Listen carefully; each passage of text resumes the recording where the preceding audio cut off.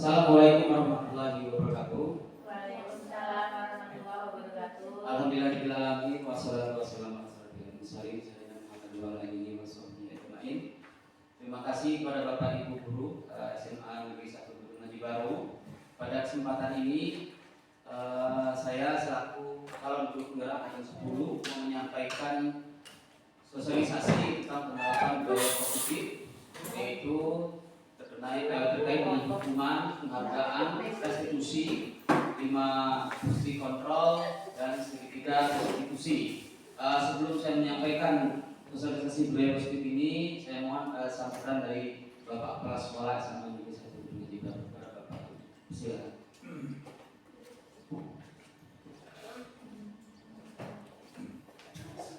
Terima kasih kepada Pak Bersan selaku peserta calon guru penggerak angkatan ke-10 SMA Negeri 1 Gunung Haji Baru yang pada saat ini sedang dalam proses mengikuti pendidikan dan pelatihan calon guru penggerak. Sebelumnya dengan saya menyampaikan Assalamualaikum warahmatullahi wabarakatuh. Waalaikumsalam warahmatullahi wabarakatuh. Selamat pagi dan salam sejahtera kita semua. Kami Bu Ya ampun. Pak Bersan selaku calon guru penggerak yang saya hormati Bapak dan Ibu peserta kegiatan penyusunan modul tentang budaya positif yang akan disampaikan oleh beliau kepada kita semua. Mudah-mudahan apa yang menjadi tujuan dan keinginan Pak Bersan selaku peserta merupakan sebuah kewajiban beliau untuk melengkapi tugas-tugas sesuai tuntutan dari calon penggerak calon guru penggerak. Nah, atas dasar itu marilah sama-sama kita dukung apa yang menjadi keinginan beliau. Nanti akan dipaparkan hal-hal yang terkait dengan budaya positif. Mudah-mudahan dari paparan ini nanti ada beberapa ilmu atau hal-hal yang menarik buat kita semua, sehingga akan menambah pengetahuan kita sekaligus menyemangati kita selaku tenaga pendidik dan tenaga pendidikan di sekolah ini. Sehingga apapun bentuknya, mudah-mudahan ayo kita dukung. Nanti Pak Bersan bisa berhasil dalam penyelesaian pendidikan di calon guru penggerak angkatan ke-10. Dan tidak lupa harapan kita nanti akan disusul oleh rekan supaya bisa bergabung di calon guru penggerak angkatan berikutnya. Kira-kira itu Pak Bersan? Ya, terima kasih. Mudah-mudahan lebih dan kurang saya mohon maaf dan akhirnya wassalamualaikum warahmatullahi wabarakatuh. Waalaikumsalam.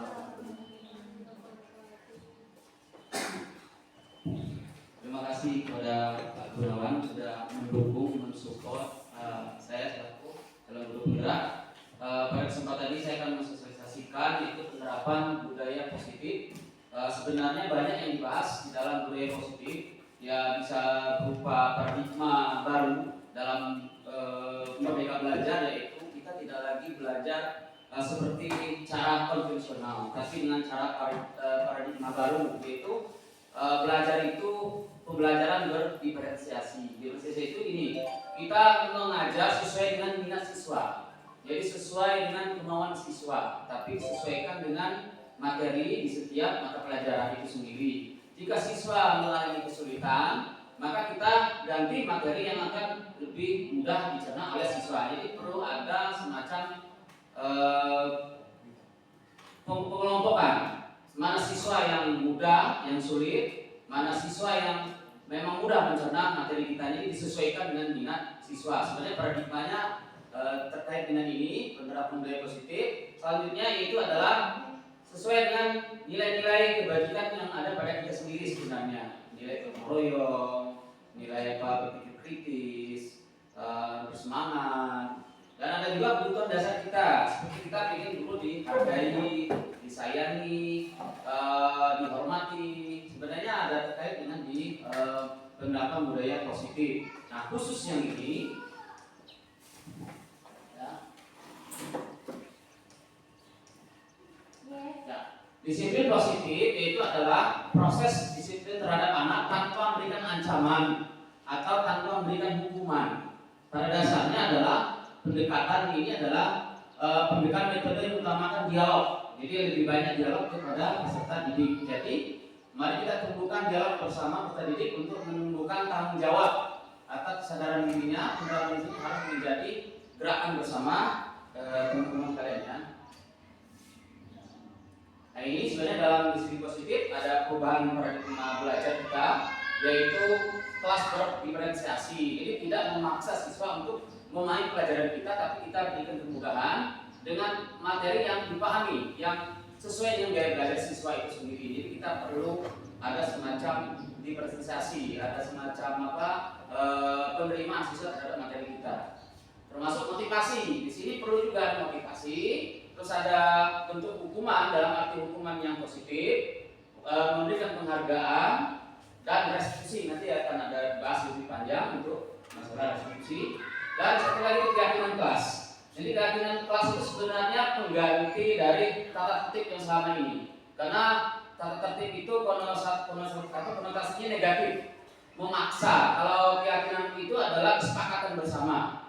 Jadi maunya seperti apa? Siswa kita sinkronkan, kita jadikan kesepakatan kelas. Kalau peraturan sekolah namanya tata sekolah diganti dengan keyakinan sekolah.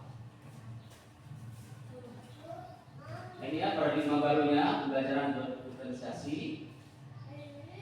Nilai-nilai beretika beriman. Ya ini profil pelajar Pancasila: beriman, bertakwa kepada Tuhan Yang Maha Esa, berakhlak mulia, mandiri, bernalar kritis, berkebinekaan global, bergotong royong dan kreatif. Sikap mandiri dari siswa itu sendiri, rasa hormat, toleransi, ini semua nilai-nilai kebajikan, nilai-nilai positif.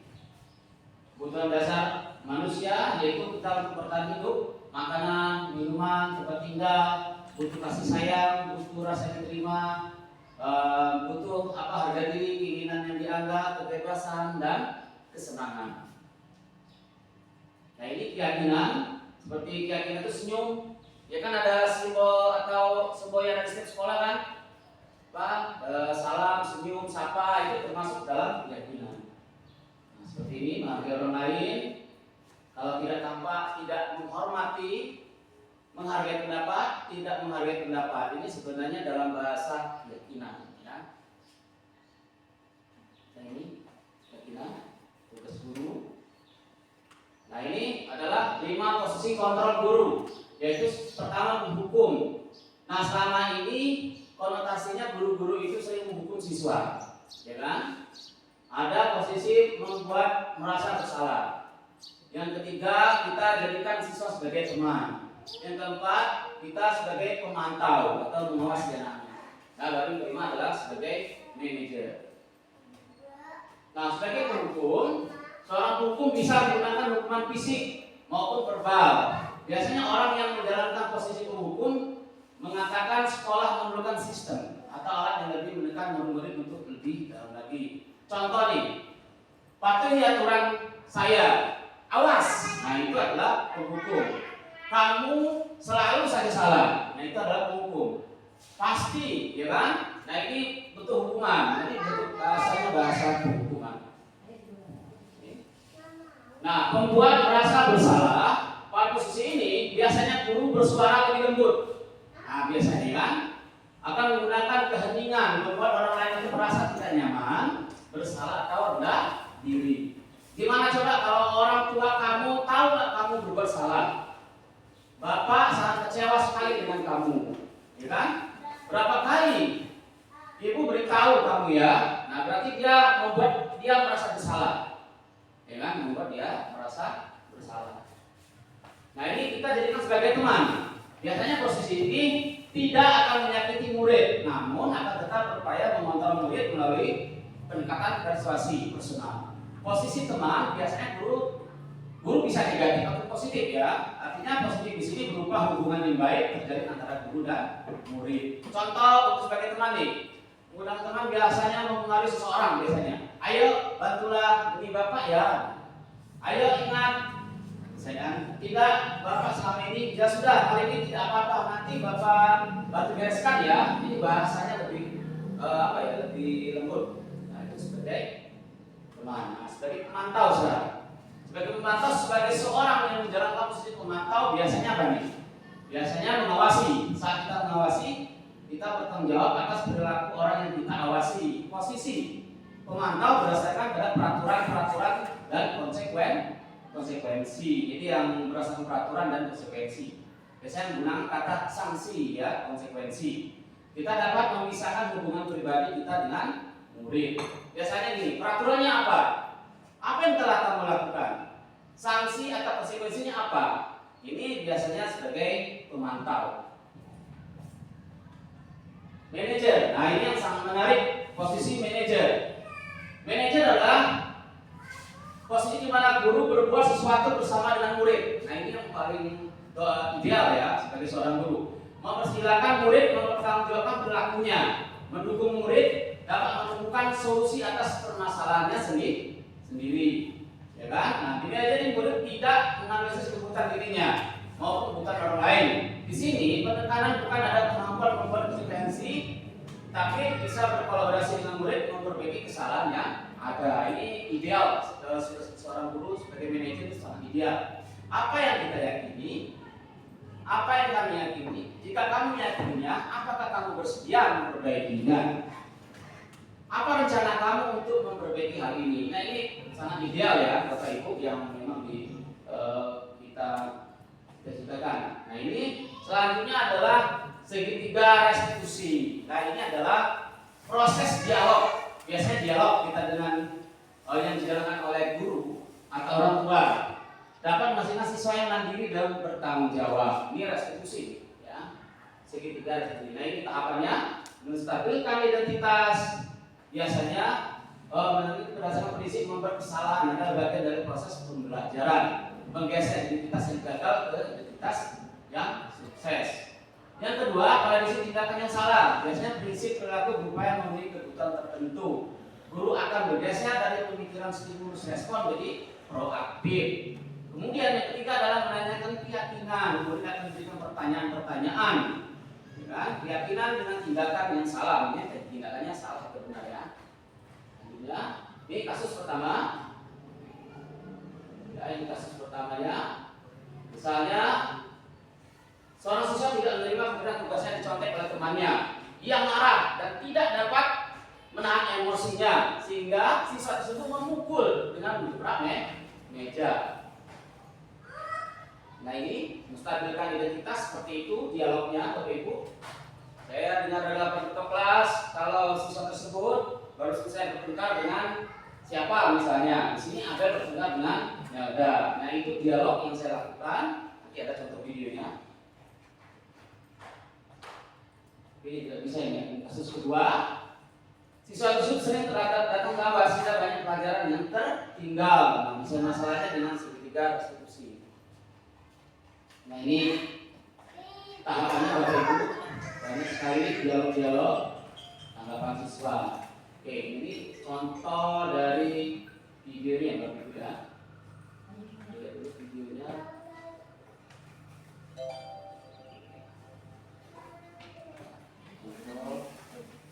Nah ini contohnya video. Coba dulu. Bisa ya.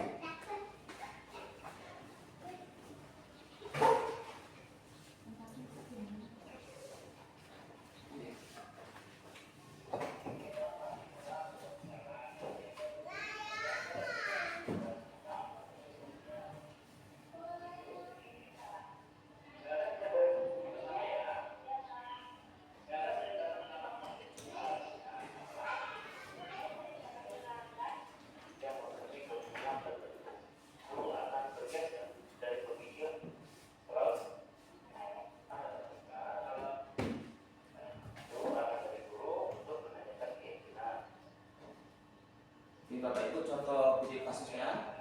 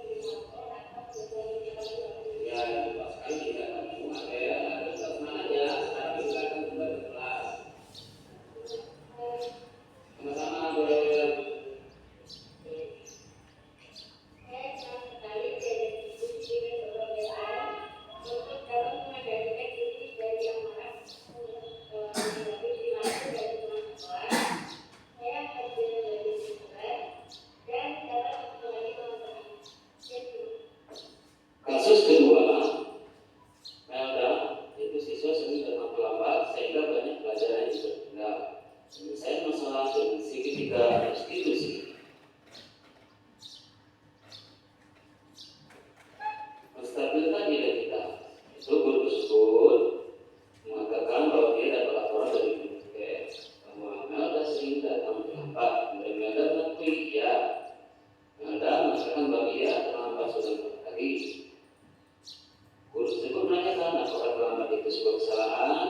Dijawab Melda, ya sebuah kesalahan. Kemudian guru tersebut mengatakan bahwa kesalahan itu manusiawi, setiap orang pasti berbuat kesalahan. Yang penting kita belajar dari kesalahan dan berusaha untuk memperbaikinya. Kemudian Melda menjawab, iya setuju dan Melda ini menstabilkan identitas ya Bapak Ibu. Bagian yang sampai nah ini selanjutnya validasi ya. punya alasan datang terlambat karena Melda sering begadang, sering tidur malam dan sambil mengukur jadi kurang tidur. Menanyakan keyakinan. Guru tersebut menanyakan keyakinan kelas yang telah disepakati. Saudara menjawab paham. Datang ke sekolah sesuai keyakinan. Terus siswa tersebut tidak Pak. Kemudian guru tersebut menurutmu keyakinan apa yang sudah dilanggar? Kemudian Melda menjawab disiplin. Kemudian guru tersebut menanyakan apakah disiplin itu penting. Kemudian siswa tersebut menjawab disiplin itu penting. Disiplin bisa membuat tetap sholat pada waktu dan menghargai waktu, menghargai orang lain di sekitar, pekerjaan menjadi tidak menumpuk. Menanyakan keyakinan. Siswa tersebut mengatakan, iya, saya menyesal, sering datang terlambat. Mohon maaf, sudah sering terlambat. Siswa tersebut minta maaf dan menyesal. Kemudian guru tersebut mengatakan sikap yang sudah baik dari siswa tersebut dilakukan dengan cara meminta maaf. Menurut kamu apa yang tidak lagi terlambat? Kemudian siswa tersebut menjawab, saya akan tidur lebih cepat dan tidak akan ditanya. Saya datang ke sekolah dan waktu. Kemudian Melda sudah menemukan solusinya dan kemudian guru tersebut akan bersama dengan orang tua agar Melda atau siswa tersebut bisa datang terlambat. Tadi Bapak laporan dari presiden katanya ada terlambat ya. Menurutnya adalah sudah berapa kali Melda terlambat?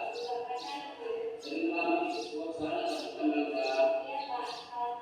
Baik, Melda berusaha itu manusiawi.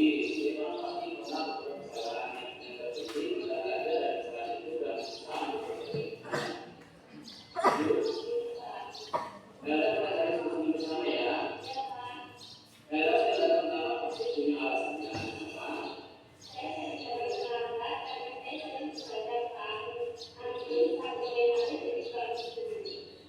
Melda bertanya punya fasilitas pagi.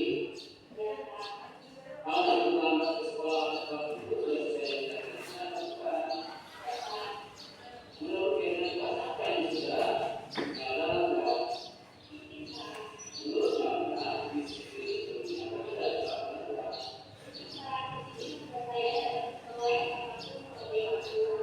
Tentu menurut Melda menjawab itu penting karena sangat terlambat kita tidak dapat mengambil orang yang kita tidak bisa mengukur kita juga dapat belajar kemudian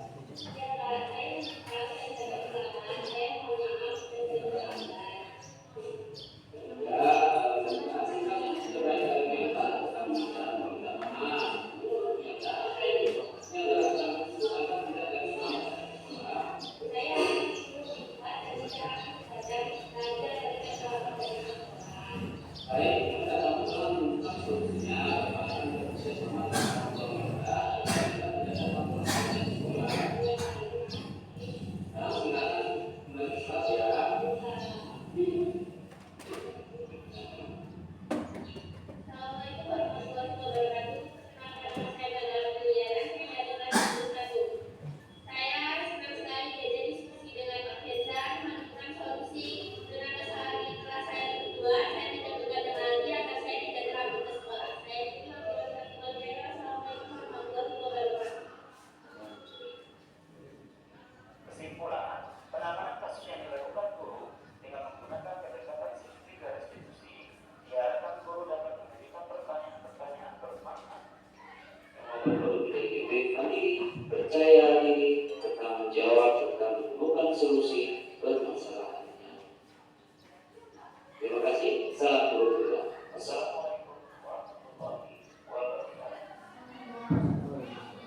kasih Bapak Ibu. Mungkin saya perlu ada tanggapan dari rekan-rekan guru, satu atau dua rekan-rekan guru. Apakah penerapan posisi kontrol atau restitusi, segitiga restitusi ini bisa diterapkan di sekolah ini? Sebenarnya dalam istilah paradigma baru kelas yang berintegrasi. Silakan, ada yang bisa menanggapan?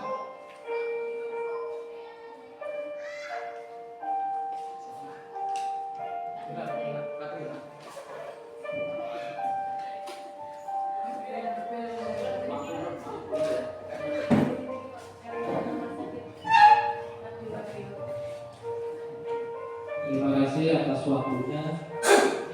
Sebelumnya, Assalamualaikum warahmatullahi wabarakatuh. Waalaikumsalam warahmatullahi wabarakatuh. Ya, terima kasih atas kesempatan waktu yang telah diberikan kepada saya. Di sini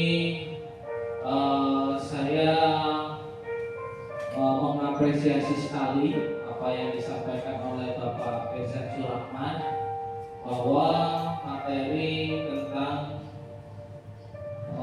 pembelajaran yang berdiferensiasi itu dituntut untuk generasi anak-anak zaman sekarang memang sangat cocok. Jadi tidak lagi menggunakan metode-metode yang sudah ketinggalan seperti tindak kekerasan mungkin, ya kan. Jadi anak-anak atau peserta didik kita itu kita ajak berdiskusi, kita mendekatkan diri apa sih sebenarnya permasalahannya. Jadi kita mencoba memecahkan masalah itu dari hati ke hati, ya. Jadi ingin tahu dan supaya bisa dimengerti. Kalau materi pada modul berapa ini, 1-4 ya, itu diterapkan di sekolah kita, budaya positif itu diterapkan di sekolah kita, itu luar biasa sekali, ya. 1-2 guru menularkan ilmunya, menggerakkan kawan-kawan guru yang lain, maka akan tercipta nanti suasana yang kondusif, yang baik, tentu untuk mensukseskan program-program dari Menteri Pendidikan yang sekarang, yaitu Bapak Nadiem Makarim. Sukses terus, mudah-mudahan apa yang Pak Werzan studikan nanti bisa dikembangkan di sekolah kita. Sekian, Assalamualaikum warahmatullahi wabarakatuh. Ada yang lain Bapak Ibu? Ibu Bella.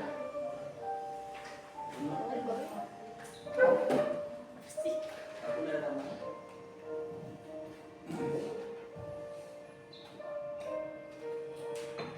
Terima kasih atas waktunya terkait dengan pemaparan sekaligus secara video yang kami simak. Memang zaman sekarang ini anak-anak kalau diajar dengan cara konvensional cenderung mengabaikan. Dia dulu manis tapi entah pikirannya kemana. Padahal kalau di situ ada permasalahan yang harus. Baiklah Bapak Ibu, rekan-rekan teman sejawat, kita lanjutkan sekarang terkait dengan contoh segitiga restitusi, yaitu dimana sebelumnya saya jelaskan melanjutkan yang penjabaran tentang budaya positif yang saya sampaikan kurang lebih sudah 40 menit tadi ya Bapak Ibu, yaitu segitiga restitusi suatu proses dialog yang dijalankan oleh guru atau orang tua agar dapat menghasilkan siswa yang mandiri dan bertanggung jawab. Nah, ini ada 3 tahap segitiga restitusi. Yang pertama, menstabilkan identitas, yang pertama, yang kedua, validasi tindakan yang salah. Yang ketiga, menanyakan keyakinan. Nah, menstabilkan identitas itu berdasarkan prinsip maupun kesalahan adalah bagian dalam proses pembelajaran menggeser identitas, gagal ke identitas, sukses. Yang kedua, validasi tindakan yang salah berdasarkan prinsip setiap perilaku berupaya memenuhi kebutuhan tertentu. Guru akan bergeser dari pemikiran stimulus respon menjadi proaktif. Mengenali dan mengakui kebutuhan. Mengenali dan mengikuti kebutuhan untuk memberi kebutuhannya. Yang ketiga, menanyakan keyakinan, yaitu murid akan diberikan pertanyaan-pertanyaan bermakna untuk memberikan motivasi, mampu menaikkan keyakinan dengan tindakan. Nah, ini kasus 1 dan kasus 2. Kasus 1 di mana seorang siswa tidak menerima pekerjaan atau tugasnya, dicontek oleh temannya yang marah dan tidak dapat menahan emosinya sehingga siswa tersebut pukul dengan kepala meja.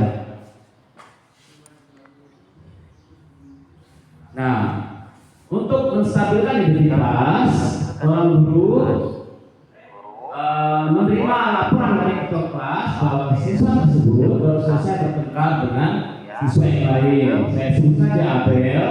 Tadi bapak menerima laporan dari ketua kelas, katanya Abel tadi baru selesai bertengkar dengan yang lain.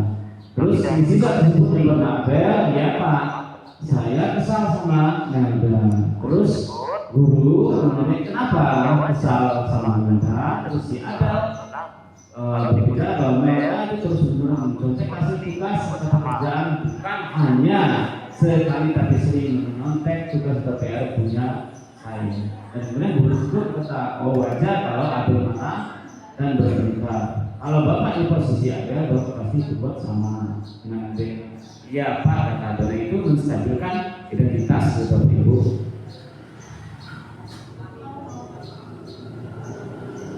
Ini nanti videonya kita tampilkan Bapak Ibu ya. Tadi Bapak dengan laporan dari korban. Saya senang sekali diajak. Nah, kita tampilkan.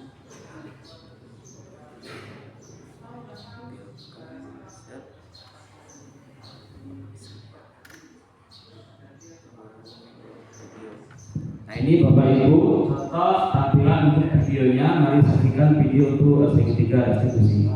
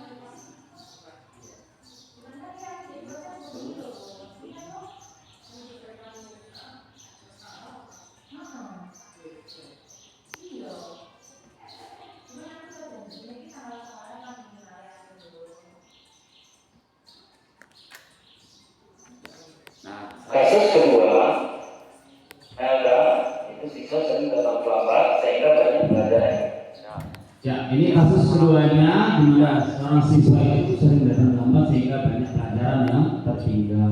Penyelesaian masalah dengan segitiga restitusi, yaitu kita perhatikan.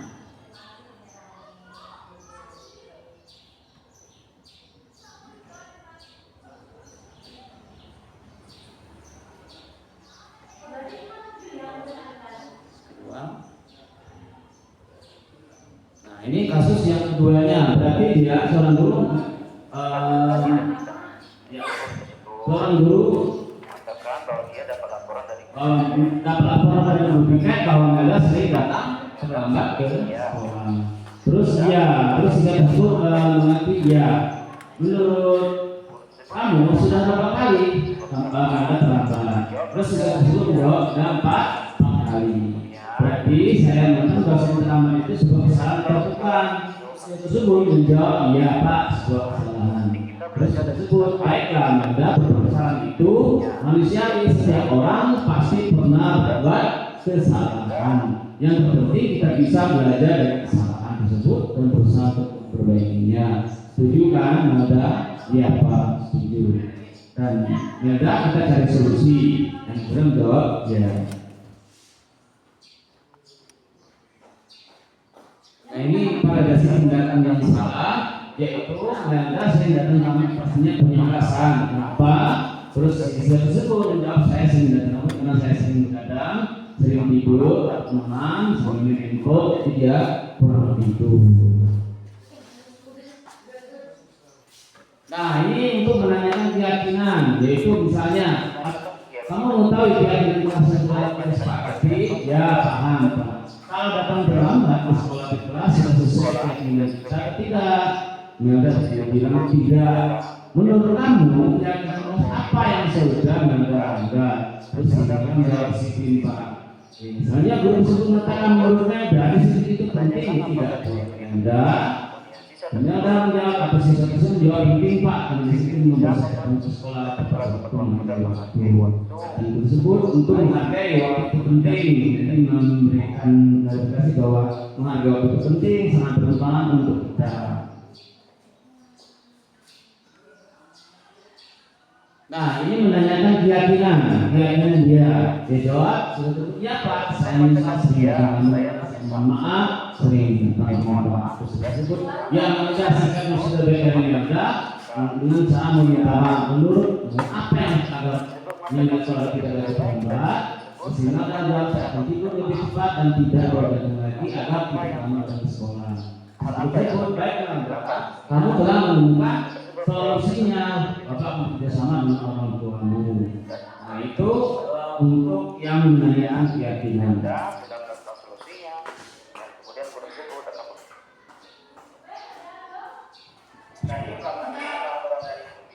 Kasus 2 ya. Sebentar. Kasus 2-nya. Kasus 2. Ini respon dari Mela. Assalamualaikum warahmatullahi wabarakatuh. Perkenalkan saya adalah Juliana dari kelas 1. Saya selesai dari diskusi dengan Pak Feza menemukan solusi dengan kesalahan di kelas saya kedua. Saya tidak berbalik lagi agar saya tidak terlalu kesal. Saya juga melakukan kembali. Assalamualaikum warahmatullahi wabarakatuh.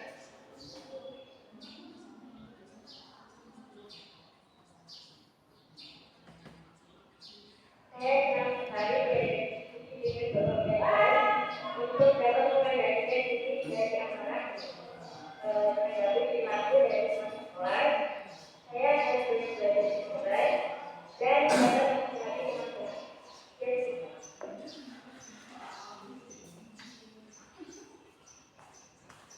Satu lagi ya. Judulnya tentang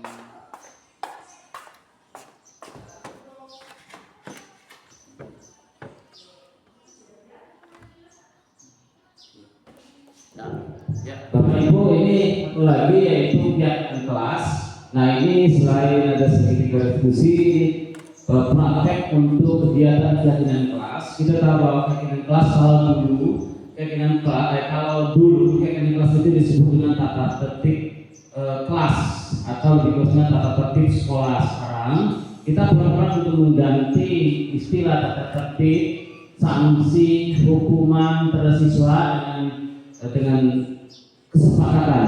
Jadi kesepakatan yang dibuat oleh antara siswa dan guru atau antara guru dan kepala sekolah dan wakilnya, ini adalah berupa keyakinan. Apa yang harus kita sepakati di kelas? Misal kalau untuk di kelas, misalnya kalau jangan mencontek, jadi sesuatu yang menggunakan kalimat negatif kita hilangkan semua. Jadi kita jangan menggunakan kalimat negatif yang konotasinya negatif. Misalnya kalau konotasi negatif itu jangan terlambat, misalnya jangan kotorin kelas ini, itu diganti. Jangan mencontek, itu diganti dengan apa? Misalnya bersikaplah jujur ketika mengerjakan soal ujian, misalnya. Kalau untuk kebersihan, jangan kotori kelas ini, kita ganti, jagalah kebersihan kelas. Jadi keyakinan kelasnya adalah berupa kalimat yang positif ya Bapak Ibu ya. Oke, ini contohnya keyakinan kelas, salah satu contoh kita perlu untuk menyampaikan ke siswa di sini. Kenapa?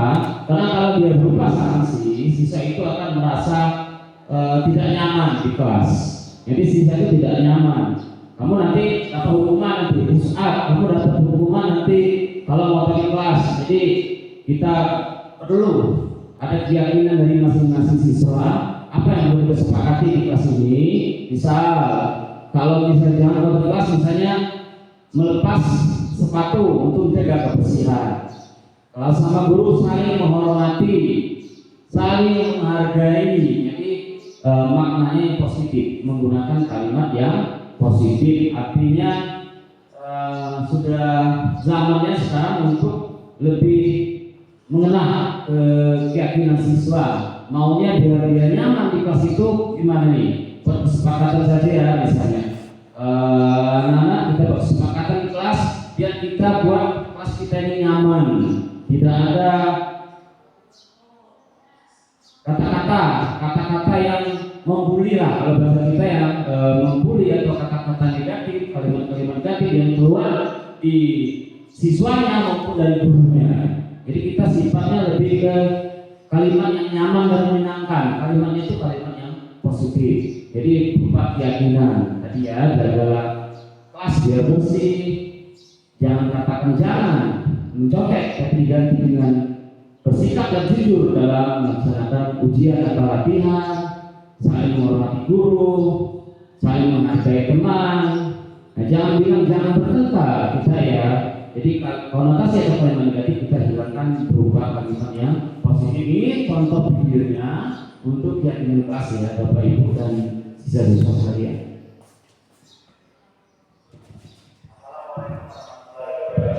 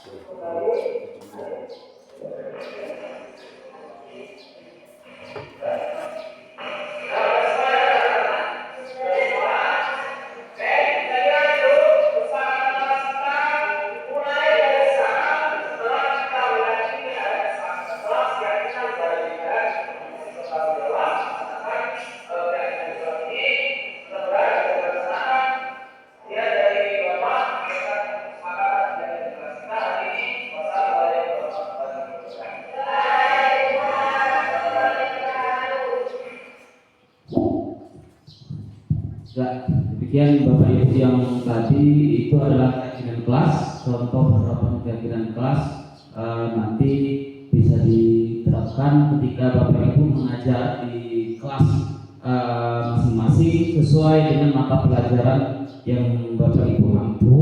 Nanti diterapkan di kelas, nanti ada kesepakatan kelas atau keyakinan kelas dibuat antara siswa dan guru mata pelajaran biar tercipta pembelajaran yang nyaman dan menyenangkan. Intinya ya tidak kepada murid ya Bapak Ibu ya. Tadi saya lupa yang restitusi ya, restitusi yang kasus 2 videonya.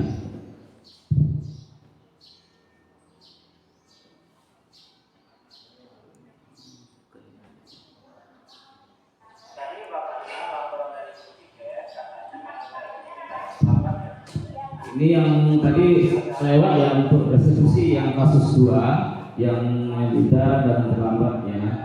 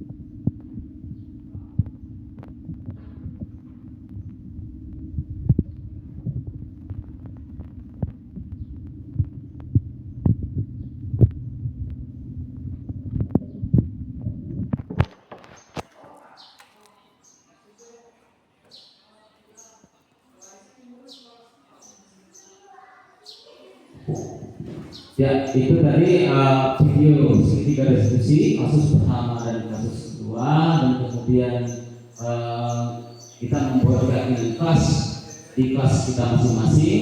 Nah, ini selanjutnya ini adalah kesimpulan dari apa yang kita sampaikan hari ini, Bapak Ibu, yaitu tentang disiplin positif, di mana merupakan disiplin adalah proses pendisiplinan terhadap tanpa memberikan ancaman atau memberikan hukuman. Jadi kesimpulannya ini Bapak Ibu, pendekatan disiplin positif dalam Merdeka Belajar itu adalah sebuah tawaran metode yang mengutamakan dialog dengan peserta didik. Jadi mari kita tumbuhkan dialog bersama peserta didik kita untuk menumbuhkan tanggung jawab atas kesadaran dirinya. Penerapan disiplin positif harus menjadi gerakan bersama.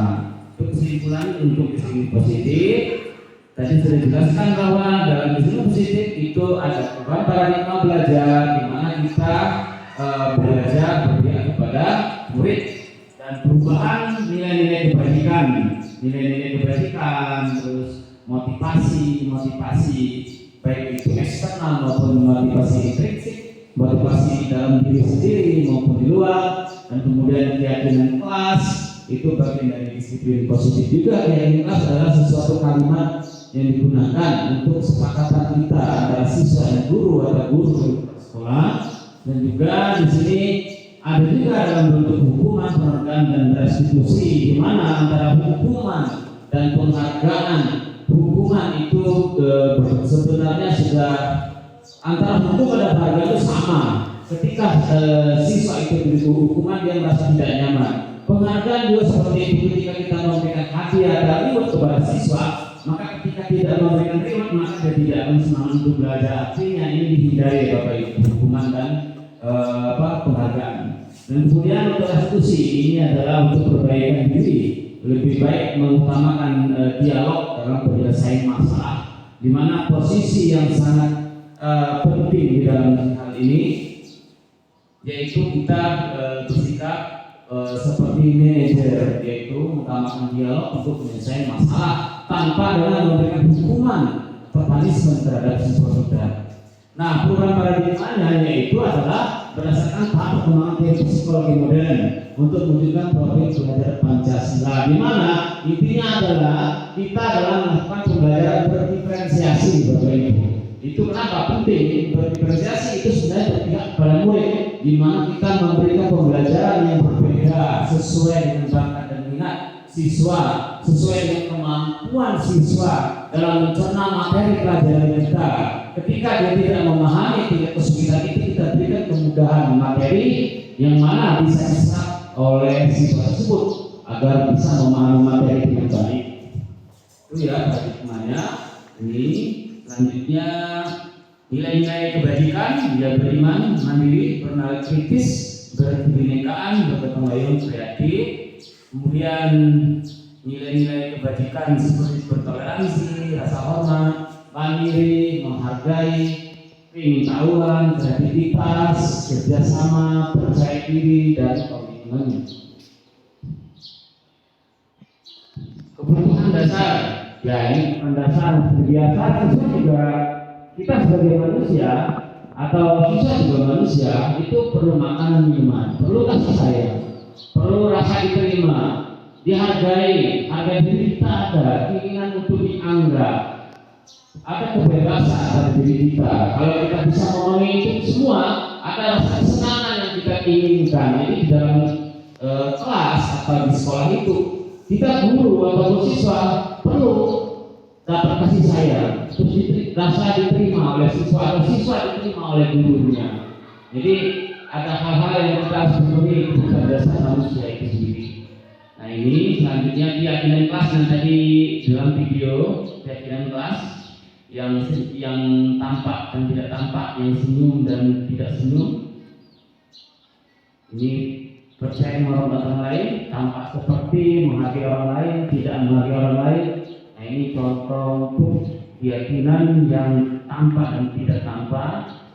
Jadi kita ini kesimpulan saja. Nah ini posisi 5 posisi kontrol guru mengenai kembali Bapak Ibu kesimpulan hari ini, yaitu sebagai penghukum, membuat rasa bersalah, sebagai teman dan pemantau. Nah yang terakhir yang ideal kita diharapkan sebagai guru adalah sebagai manajer, guru sebagai manajer.